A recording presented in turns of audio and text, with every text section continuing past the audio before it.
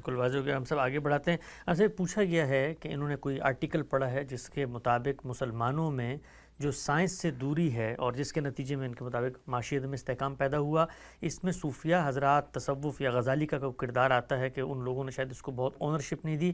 اس پر آپ کا کیا نقطہ نظر ہے کہ معاشی استحکام اگر ہم حاصل کرنا چاہتے ہیں تو کچھ سوسائٹی میں نیریٹیوز بھی موجود ہیں، دینی نیریٹیوز بھی ہیں جو اس کی راہ میں رکاوٹ بنتے ہیں، تو کیا اس طرح کا معاملہ ہوا ہے ہمارے؟ ایسے معاملات ہر معاشرے میں ہوتے ہیں. بہت سے نیریٹو بلکہ میگا نیریٹو ہیں جو لوگوں کے افکار خیالات پر اثر انداز ہو جاتے ہیں.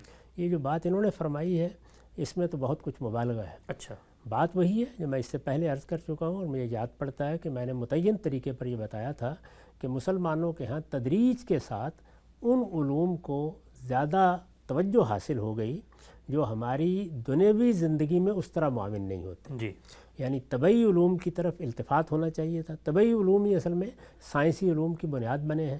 اسی کے نتیجے میں آپ زندگی کی سہولتیں پیدا کرتے ہیں، اسی سے نئے آلات وجود میں آتے ہیں، اسی سے نئی ایجادات ہم نے خود اپنی آنکھوں سے دیکھ لیا ہے اور وہ کیسے اثر انداز ہوتی ہیں. اس معاملے میں غفلت ہوئی. اور دوسرے یہ ہے کہ فلسفہ اور تصوف یہ لوگوں کے لیے سوسائٹی میں مقام حاصل کرنے کا ذریعہ بنتے چلے گئے. ظاہر ہے کہ جو چیز یہ حیثیت اختیار کر لے، ذہانتیں اور اباکرہ اس کی طرف متوجہ ہونا شروع ہو جاتے ہیں. تو اس طرح کے عوامل دنیا کی ہر قوم کے ساتھ پیش آتے ہیں. ان کا مرثیہ پڑھتے رہنا، انہی کا نوحہ پڑھتے ہوئے لوگوں کو متوجہ کرنے اس کی کوئی ضرورت نہیں ہے. اس وقت کی صورتحال کیا ہے اس کا بالکل حقیقت پسندانہ جائزہ لیں. اس کا جائزہ لینے کے بعد جو چیزیں آج ضروری ہیں ان کے فروغ کی کوشش کرنی چاہیے. ہمارے لیے سائنسی علوم کو پڑھنا ضروری ہے، اس میں درک حاصل کرنا ضروری ہے، اس میں آگے بڑھ کر مختلف چیزوں کو اپنی گرفت میں لینا ضروری ہے.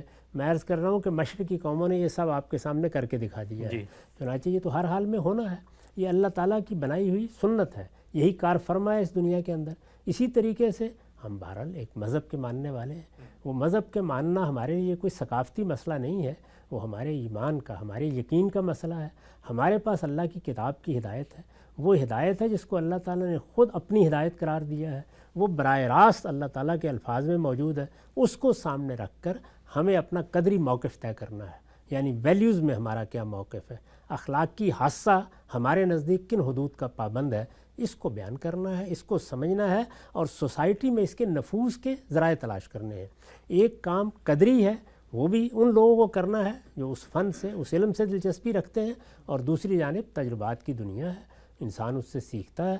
اسی طرح دنیا میں اگر مختلف قوموں نے کچھ چیزیں دریافت کر لی ہیں، کچھ چیزیں ان کے ہاں متعین ہو گئی ہیں، کچھ تجربات سے گزر گئی ہیں، تو ہر ایک کو دوسرے کے تجربات سے فائدہ اٹھانا چاہیے.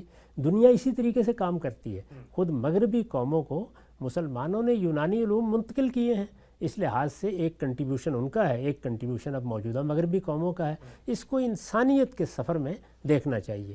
اگر اس کو ہمیشہ مخاصمت کے نقطہ نظر سے دیکھا جائے گا تو سوائے اس کے کچھ نہیں ہے کہ آخر میں آپ ٹھنڈی آہیں بھریں گے اور تو کچھ بھی حاصل نہیں ہوگا.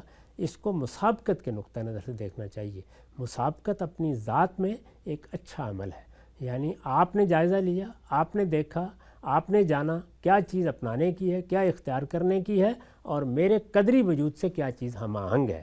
یہ فیصلے کرنے اور بیدار دل کے ساتھ یہ فیصلے کرنے، یہ در حقیقت انسانیت کے لیے صحیح عمل ہے.